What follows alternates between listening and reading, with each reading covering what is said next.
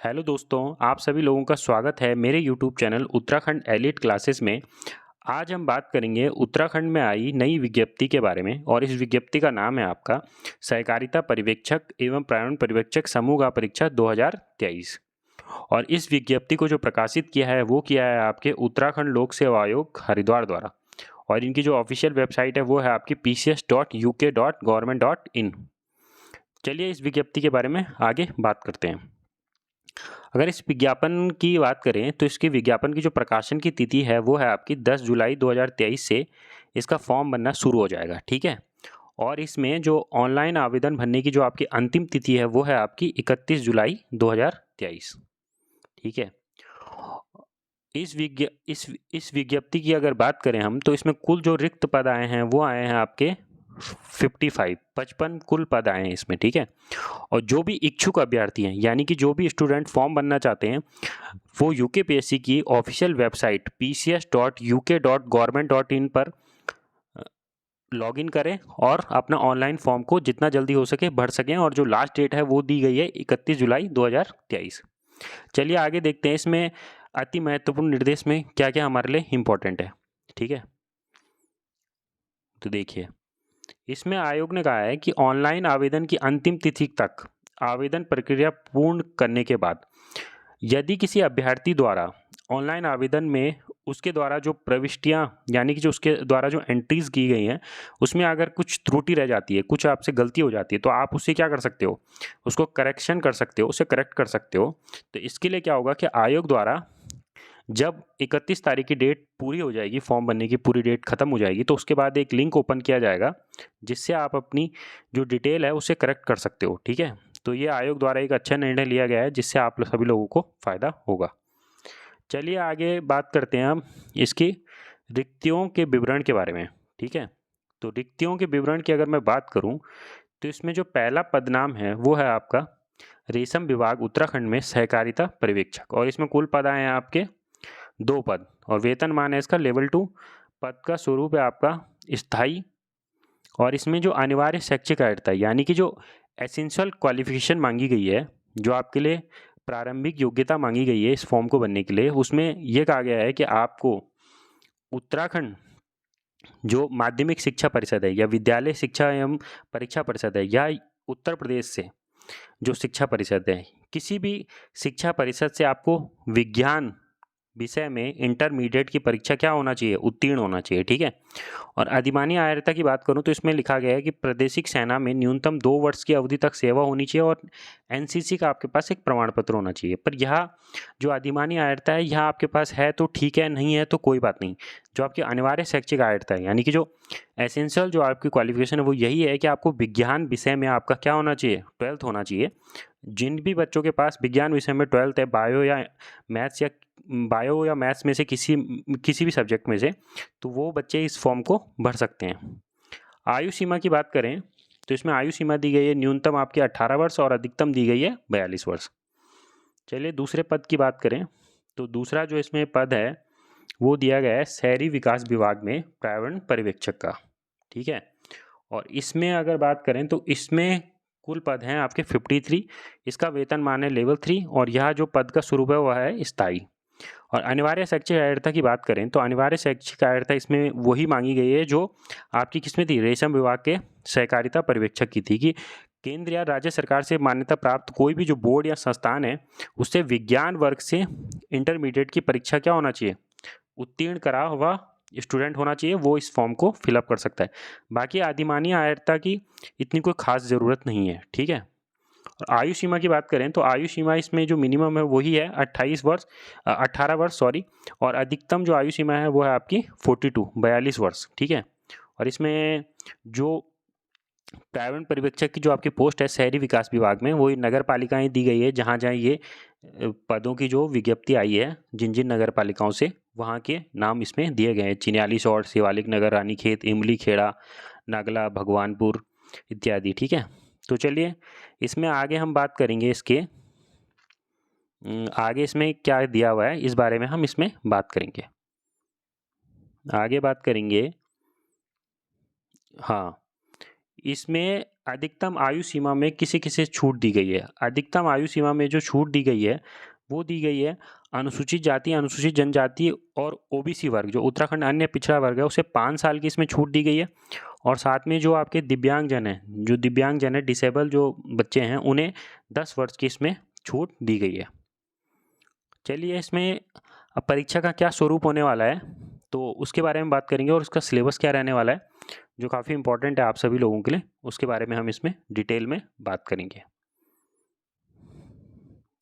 इसमें जो कुल होगा वो देखिए, आप अभ्यर्थियों के लिए जो लिखित परीक्षा होगी, देखिए जो लिखित परीक्षा होगी वो वस्तुनिष्ठ प्रकार की होगी। वस्तुनिष्ठ का मतलब है एमसीक्यू टाइप होगी आपकी, ठीक है।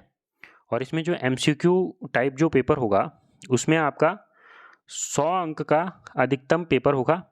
और इसमें जो लिखित परीक्षा होगी उसमें आपका खंड बा और खंड आ होगा, जिसमें आपका, आप ये समझिए कि खंड बा में आपका जो आएगा वो विषय परक जानकारी आएगी, ठीक है, जिसमें आपका जो सब्जेक्टिव नॉलेज है वो मांगा जाएगा।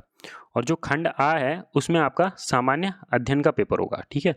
अब इसके सिलेबस को, जो इसका पूरा इन्होंने सिलेबस दिया है, उसे डिटेल में हम इसका थोड़ा सा एनालिसिस करेंगे, विश्लेषण करेंगे कि इन्होंने सिलेबस क्या दिया है इसका। तो चलिए सिलेबस के बारे में बात करते हैं। देखिए इसका जो लिखित परीक्षा है, मैंने आपको पहले ही बता दिया कि वस्तुनिष्ठ प्रकार की होगी, यानी कि एमसीक्यू होगा, जिसमें खंड जो आ होगा उसमें सामान्य ज्ञान और सामान्य अध्ययन पूछा जाएगा आपसे। 25 क्वेश्चन होंगे, 25 प्रश्न होंगे, और 25 ही नंबर का इन प्रश्नों का कुल मूल्यांकन होगा, ठीक है। और साथ में जो आपका विषय परक जानकारी होगी उसके कुल होंगे आपके 75 प्रश्न, और 75 ही नंबर के वह कुल प्रश्न होंगे। और टोटल ये जो आपका पूरी लिखित परीक्षा होगी ये 100 नंबर की वस्तुनिष्ठ परीक्षा होगी, यानी कि 100 नंबर का आपका एमसीक्यू का पेपर आएगा। जिसमें आप अगर देखें तो इसमें आप खंड आ में सामान्य ज्ञान और सामान्य अध्ययन है, और खंड बा में आपका जो विषय परक जानकारी है, ठीक है। अब इसमें देखते हैं आगे जाके कि सामान्य जो ज्ञान और सामान्य अध्ययन जो 25 मार्क्स का जो इसमें दिया गया है सिलेबस, उसमें क्या क्या आएगा। उसमें आपका सबसे पहले तो सामान्य विज्ञान एवं कंप्यूटर आएगा, भारत का इतिहास आएगा, और साथ में आपका भारतीय राज्य व्यवस्था पूछी जाएगी, ठीक है। और भारत का भूगोल एवं जनसांख्यिकी पूछा जाएगा, समसामयिकी घटनाएं यानी कि करंट अफेयर्स पूछा जाएगा, उत्तराखंड का इतिहास आपसे पूछा जाएगा, ठीक है, जिसमें आपका उत्तराखंड का संस्कृति पूछी जाएगी, उत्तराखंड का भूगोल पूछा जाएगा, और आपका पॉपुलेशन से रिलेटेड क्वेश्चन होंगे। उत्तराखंड के आर्थिक एवं प्राकृतिक संसाधन पूछे जाएंगे, ठीक है, और सामान्य बुद्धि परीक्षण पूछा जाएगा। तो इसमें आप एक काम कर सकते हैं कि आपका जो जीएस वाला पोर्शन है उसके लिए आप सामान्य विज्ञान, कंप्यूटर, भारत का इतिहास, राज्य व्यवस्था, भूगोल और जनसांख्यिकी के लिए आप सिंपल सा एक काम कर सकते हैं कि आप एक बुक ले लें, लूसेंट की एक बुक ले लें मार्केट से, लूसेंट की बुक ले लें, और लूसेंट जीके की जो बुक आती है एमसीक्यू वाली भी ले सकते हैं और पढ़ने वाली भी ले सकते हैं, ठीक है। और करंट अफेयर्स के लिए आप कोशिश करें कि मैं अपने चैनल पे भी डालूंगा, और साथ में आप कोई सी भी एक साल की जिसमें करंट अफेयर्स हो पूरे इंडिया और इंटरनेशनल उत्तराखंड के, एक बुक ले लें और उससे आप इसको पढ़ सकते हैं। जहाँ तक उत्तराखंड के इतिहास, उत्तराखंड की संस्कृति, उत्तराखंड का भूगोल और उत्तराखंड के आर्थिक और प्राकृतिक संसाधन की बात है, इसके लिए आप अपने तरीके से इसमें आप परीक्षावाणी एक बुक आती है जो सभी बच्चों को पता है, उसे लेके उत्तराखंड इससे आप पढ़ सकते हैं, ठीक है। और सामान्य बुद्धि परीक्षण की बात है, सामान्य बुद्धि परीक्षण के लिए आप आर एस अग्रवाल ले सकते हैं मार्केट से, ठीक है, आर एस अग्रवाल, ठीक है। चलिए आगे देखते हैं कि विषय परक जो जानकारी आपका खंड बा है उसमें क्या क्या दिया हुआ है। देखिए खंड बा में देखो वर्ग 1 और वर्ग 2 के अभ्यर्थी है। वर्ग 1 से आपका मतलब, वर्ग 1 से यहाँ पर कहने का मतलब है जो पीसीएम वाले अभ्यर्थी है, यानी कि जिनकी बायो नहीं है। और वर्ग 2 से वही विद्यार्थी हैं जिनकी पीसीबी वाले जो विद्यार्थी हैं, यानी कि फिजिक्स, केमिस्ट्री, बायो, ठीक है। तो जो भौतिक विज्ञान का इन्होंने जो सिलेबस दिया है, जिसमें आपका 25 मार्क्स का जो ये आपका पूरा भौतिक विज्ञान का सिलेबस होने वाला है, तो मैं अगर बात करूँ इस सिलेबस की, तो मापन की इकाइयाँ, एसआई इकाइयाँ, मूल एवं व्युत्पन्न इकाइयाँ, ये जो सिलेबस देखने में लग रहा है, ये लग रहा है आपका 12th लेवल का। यानी कि आपको इसको पढ़ने के लिए इसमें जो भी टॉपिक दिए गए हैं, जहाँ तक मेरी जानकारी है, इसमें आपको 11th और 12th की एनसीईआरटी पढ़नी चाहिए, ठीक है। ठीक है। और एनसीईआरटी की अगर आपको पीडीएफ चाहिए तो ये पीडीएफ जो फाइल है वो आपको मेरे टेलीग्राम चैनल में मिल जाएंगी। इस वीडियो का जो डिस्क्रिप्शन है उसमें आपको टेलीग्राम चैनल का ग्रुप का लिंक मिल जाएगा। आप उसे ओपन करिए, उसे ज्वाइन करिए और आपको ये एनसीईआरटी की पीडीएफ वहाँ पर अवेलेबल हो जाएगी। ठीक है, हिंदी इंग्लिश दोनों में मैं अवेलेबल करा दूंगा। चलिए आगे देखते हैं। आगे इसमें है आपकी 25 मार्क्स की आपकी रसायन विज्ञान यानी कि केमिस्ट्री। और इसमें भी अगर मैं बात करूँ रसायन विज्ञान की मूल अवधारणा, परमाणुओं की संरचना, तत्वों का वर्गीकरण, यह सब भी हेलो एल्काइन, ये सब भी आपका 12th की एनसीईआरटी यानी कि 11th और 12th की एनसीईआरटी में ही आपको ये सब मिलेगा। ठीक है, और एनसीईआरटी से ही पढ़िए क्योंकि आयोग जो पेपर बनाता है वो एनसीईआरटी से ही बनाता है। साथ में आपका जो जीव विज्ञान का सिलेबस है, जीवों का जगत, 25 मार्क्स का, तो ये भी आपका 11th और 12th की बायो से ही आपको ये कवर करना होगा एनसीईआरटी की। ठीक है, ये पीसीबी वाले बच्चों के लिए है। अब जो आगे जो पीसीएम वाले बच्चे हैं उन्हें बायो नहीं पढ़नी है, उनका जो एग्ज़ाम होगा वो होगा आपका फिजिक्स, केमिस्ट्री और मैथ्स का।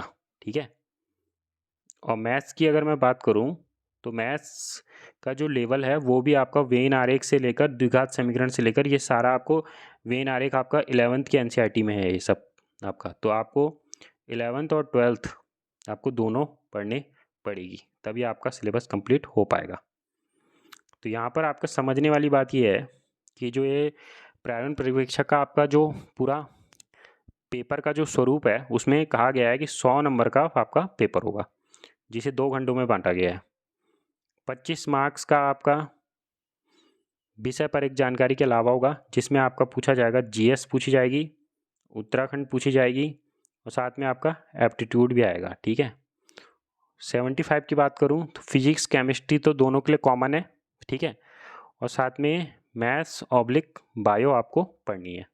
तो ये आपका 100 नंबर का पेपर आएगा और पेपर ठीक ठाक लेवल का होगा इसमें। 11-12 का ग्रेजुएट लेवल का तो नहीं, पर 11-12 का आपको पेपर आपको देखने को इसमें मिलेगा।